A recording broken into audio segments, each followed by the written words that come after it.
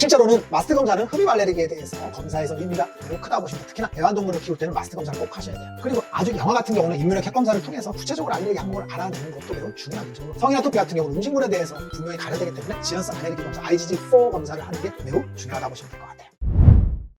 안녕하세요, 묘한의사입니다. 아토피 피부염 있으면 관리와 치료가 어렵죠. 이 관리와 치료가 어려운 이유는 보통 세 가지 요인으로 따질 수가 있어요. 아토피 피부염의 원인이기도 하거든요. 첫 번째는 아토피 피부염은 알레르기 반응에 의해서 발생을 하죠. 면역 반응 조절 이상이라고 하는 거거든요. 그래서 아토피 첫 번째 이유는 알레르기 인자, 면역 반응 조절 이상이라고 보시면 돼요. 이게 기본적으로 아토피 치료와 관리를 어렵게 하는 거죠. 그리고 두 번째는 피부 장벽의 기능 이상입니다. 아웃사이드 인사이드 메커니즘이라고 하는 건데, 피부의 조직학적인 이상 아니면 필라그린 유전자 이상, 비타민 D 이상 이런 얘기를 하는데, 기본적으로는 피부 장벽이 약화되고 헐거워져서 외부적으로 피부가 약해지는 거죠. 대부분 습진이 발생을 하면 피부 장벽은 무너져 있다고 그랬죠. 그래서 기본적으로 습진이라는 요인이라고 보시면 돼요. 그래서 아까 얘기했던 면역 조절 기능 이상은 알레르기 요인이고, 피부 장벽의 기능 이상은 습진이라는 요인이죠. 거기에 하나가 더 들어가 있죠. 황색 포도당 구균 감염, 즉 미생물의 불균형 상태다라고 보시면 돼요. 그래서 아토피는 보통 세 가지에 의해서 발생을 하고, 그리고 아토피의 원인을 알레르기와 만성 습진이라고 분류하는 이유이기도 하거든요. 그런데 알레르기와 만성 습진이라고 얘기하면 환자분들은 대부분 만성 습진을 이해를 해요. 습진은 잘 생기는 거니까 가렵고 붉어지면 습진이라고 했죠. 근데 알레르기 요인에 대해서는 대부분 감을 못 잡으십니다. 알레르기, 흔히 알레르기 체질이라고 하는데, 듣기는 많이 들었는데 알레르기가 도대체 뭔지를 잘 모르는 거죠. 왜 그러냐면 알레르기 반응 자체가 조금 복잡합니다. 면역계 자체가 조금 어렵거든요. 그래서 알레르기가 뭐냐고 물어보면 대부분 모르십니다. 그런데 알레르기는 아토피랑 같은 말입니다. 왜 그러냐면 알레르기는 아토피에서 시작되거든요. 그래서 아토피가 시작될 때 음식물의 알레르기에서 감작돼서 그게 점차 진행되면서 흡입 알레르기로 진행된다 그랬죠. 그래서 알레르기 비염과 천식은 아토피와 같은 식구죠. 그런데 알레르기성 아토피, 알레르기성 비염, 알레르기성 천식이 같은 알레르기 질환이거든요. 그러니까 아토피가 그 시작이라고 보시면 돼요. 그러면 아토피 피부염을 치료할 때 알레르기 인자가 중요하다고 했죠. 그럼 알레르기를 어떻게 찾아내느냐는 거죠. 그러면 알레르기를 어떻게 찾아내냐면 검사를 통해서 알게 됩니다. 그리고 검사를 통해서 그걸 어떻게 해석하느냐에 문제거든요. 그래서 검사 결과를 보고 해석을 잘해서 아토피의 원인을 하나씩 찾아내면 아토피는 관리하기가 굉장히 수월하겠죠. 그러면 알레르기 검사는 뭐가 있을까요? 오늘 이 시간에 다룰 주제거든요. 아토피 피부염에 필요한 알레르기 검사와 그 종류에 대해서 이야기할 거거든요.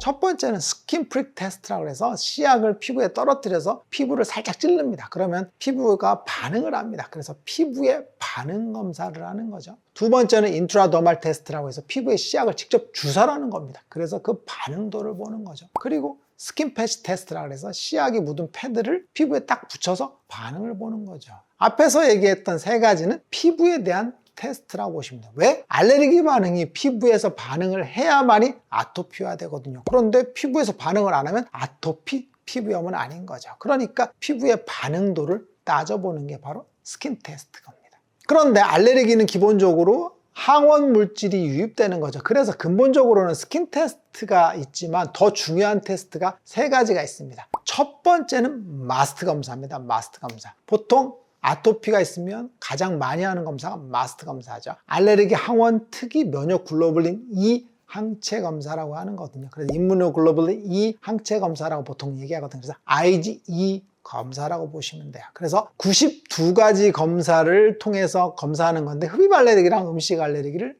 동시에 검사하는 거죠. 그래서 검사 결과지를 딱 보면 첫 번째는 토탈 IgE라는 게 나오죠. 그래서 이 수치가 높으면 아토피입니다 라고 진단을 하는 거거든요. 근데 토탈 IgE가 낮으면 아토피 피부염의 인자가 낮은 거다라고 보시면 돼요. 그리고 검사 항목이 쭉쭉 나옵니다. 진먼진드기, 곰팡이 이런 것들이 대표적으로 쭉쭉 나오면서 꽃가루 같은 것들도 나오고 환삼 덩굴 이런 것들도 나오고 고양이, 개, 기니피그 이런 것들이 나오죠. 92종에 해당되는 것들이 쭉 나오게 되는 게 마스트 검사라고 보시면 돼요.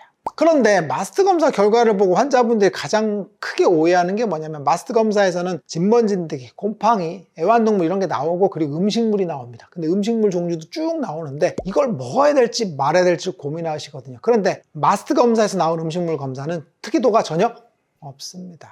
그래서 검사 결과가 나와도 가릴 필요가 없다라는 거죠. 그래서 마스트 검사의 의미는 뭐냐면, 흡입 알레르기에 대한 겁니다. 진먼지 진드기, 곰팡이, 칸디다 이런 것들, 그리고 애완동물, 그래서 이런 항목들만 보시는 게 의미가 있다라고 보시면 돼요. 그리고 토탈 IG 수치가 높은지 낮은지만 보게 됩니다. 그래서 제가 리딩을 할 때도 진먼지나 곰팡이 이런 것들 보고, 그리고 애완동물을 보게 되겠죠. 그래서 애완동물에서 높은지 낮은지에 따라서 애완동물을 피할지 말지를 결정하겠죠. 그러면 알레르기 검사에서 가장 정확도가 높은 검사는 뭘까요? 그건 임뮤노 캣 검사입니다. 알레르기 원인 물질을 찾는 핵심 검사라고 볼 수 있어요. 그래서 일반 항원 종류가 500종 정도 되거든요. 그래서 성분 항원은 100여 종 정도 된다고 보시면 돼요. 그래서 일반 항원의 검사는 우유, 계란, 콩, 나무, 잡초, 진드기 등 전체 물질에 대한 검사로 이루어져 있죠. 그리고 또 특이한 건 성분 항원 검사도 합니다. 우유 같은 것들이 알레르기가 있다고 치면 아이 같은 경우는 우유에 어떤 성분이 알레르기가 있는지를 또 세분화돼서 검사를 할 수가 있어요. 둘 다 우유에 알레르기가 있는 아이라 하더라도 우유 성분 중에서 A에 대한 알레르기가 있는 경우가 있고 B에 대해서 알레르기가 있는 경우들이 있거든요. 이걸 나눠줘야 되는 거죠. 예를 들면 우유 A 성분에 알레르기가 있다고 친다면 A 성분이 들어있는 사냥분유 등 다른 분유에서도 알레르기가 있기 때문에 이걸 배제해야 되는 거죠. 그런데 A가 없는 콩분유 같은 건 먹어도 되겠죠. 그래서 특별하게 우유를 가려 먹을 때 혹은 분유 같은 걸 선택을 할 때 임뮤노 캣 검사가 의미가 있습니다. 그래서 성분 검사도 굉장히 중요할 수 있겠죠.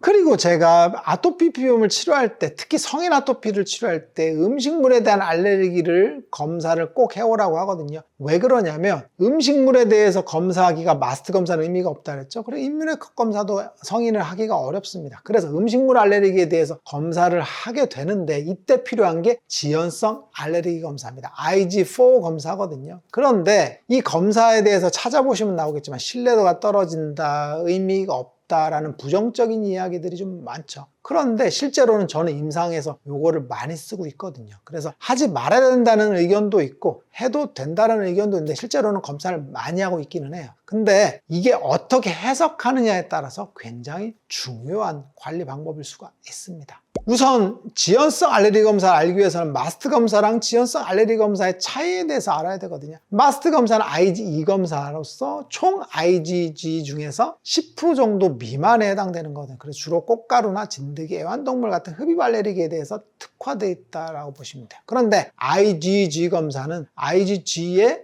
70% 이상을 차지하고 있습니다. 그리고 주로 식품이죠. 그래서 식품, 음식물을 가릴 때는 굉장히 중요한 검사죠. 그리고 이 IgG의 반응은 보통 2시간에서 72시간 후에 나타나거든요. 즉 지연성 반응을 나타내기 때문에 음식물에 대해서 가릴 때 매우 중요하죠. 그리고 모든 연령층에 해당되고 태반도 통과합니다. 그러니까 지연성 알레르기 검사는 검사를 했을 때 결과가 나오는 게 중요한데 어떻게 해석하느냐에 따라서 음식물을 가릴 때 매우 도움이 된다고 보시면 돼요.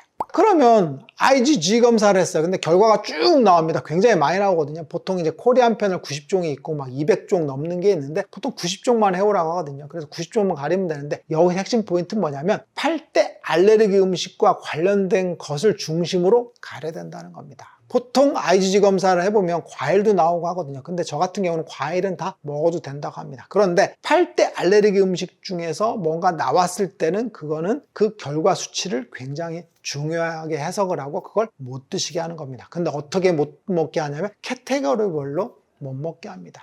8대 알레르기 음식이라고 하면 우유, 계란 흰자, 밀, 콩, 그리고 생선, 땅콩, 갑각류, 견과류 같은 것들이거든요. 그럼 예를 들어 볼게요. 우유에서 수치가 높게 나왔어요. 그러면 우유를 가리게 하는 거죠. 그리고 유제품 전부를 다 가리게 하는 겁니다. 계란도 높게 나왔어. 그러면 계란에 관련된 것들을 전부 다 가리게 하는 거죠. 그래서 그룹으로 전체를 다 가리게 한다라고 보시면 돼요. 그럼 견과류도 마찬가지죠. 호두, 캐슈넛 이런 게 나오면 견과류를 통으로 가려 먹게 하는 거죠. 그래서 실제로 지연성 알레르기 반응은 음식물에서 가릴 때 매우 중요한 기준이 되고 이 그룹별로 즉 교차 반응 식품에 대해서 위험도가 있는지 없는지를 판단할 때 매우 좋은 근거가 된다고 보시면 돼요.